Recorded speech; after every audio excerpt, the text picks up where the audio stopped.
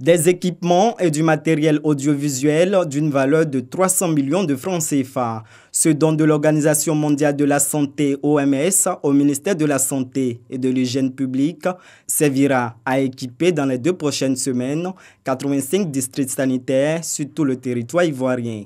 Du matériel destiné à la formation à distance du personnel soignant à partir de l'Institut national d'hygiène publique d'Abidjan, lui-même doté d'un serveur et du dispositif de téléenseignement e-santé. Des équipements qui font de la Côte d'Ivoire le premier pays de la sous-région doté d'un réseau national de télémédecine, selon le représentant résident de l'OMS qui rappelle tous les avantages liés à ce dispositif.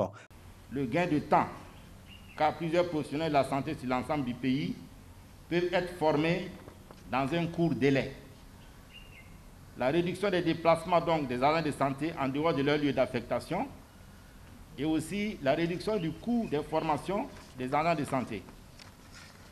Et en plus de la lutte contre la pandémie Covid-19, ce dispositif de formation en ligne sera à la disposition de tous les programmes de santé du ministère de la Santé et de l'Hygiène publique. Le ministre Eugène Aka Awele remercie les donateurs pour cet appui logistique et entend poursuivre les progrès acquis en matière de formation.